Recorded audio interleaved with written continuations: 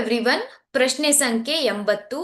ಅಮೀಬಾದಲ್ಲಿ ನಡೆಯುವ ಜೀರ್ಣಕ್ರಿಯೆಯನ್ನ ವಿವರಿಸಿ ಅಂತ ಇದೆ. ನೋಡಿ, ಅಮೀಬಾದಲ್ಲಿ ಯಾವ ರೀತಿಯಾಗಿ ಒಂದು ಜೀರ್ಣಕ್ರಿಯೆ ನಡೆಯುತ್ತೆ.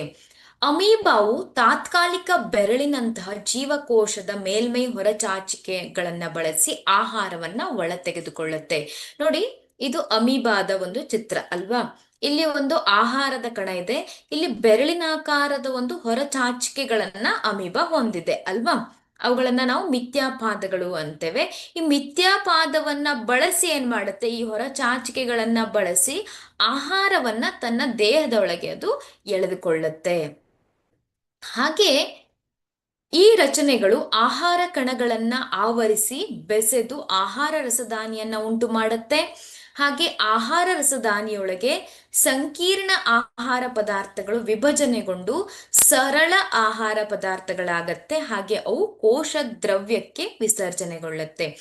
ನೋಡಿ, ಈ ಒಂದು ಆಹಾರ ರಸದಾನಿಯನ್ನ ಉಂಟು ಮಾಡ್ತಾ ಇದೆ. ಈ ಒಂದು ಆಹಾರದ ಕಣಗಳು ಏನಾಗತ್ತೆ, ಆಹಾರ ರಸದಾನಿಯೊಳಗೆ ವಿಭಜನೆಯಾಗಿ ಅದು ಪೋಷಕಾಂಶವನ್ನ ಕೋಶ ದ್ರವ್ಯಕ್ಕೆ ವರ್ಗಾಯಿಸುತ್ತೆ. ಹಾಗೆ ಜೀರ್ಣವಾಗದೆ ಉಳಿದ ಪದಾರ್ಥಗಳು ಜೀವಕೋಶದ ಮೇಲ್ಮೈಗೆ ಚಲಿಸಿ ಹೊರ ಹಾಕಲ್ಪಡುತ್ತೆ. ಈ ರೀತಿಯಾಗಿ ಅಮೀಬಾದಲ್ಲಿ ಜೀರ್ಣಕ್ರಿಯೆ ಕಂಡುಬರುತ್ತೆ. Thank you.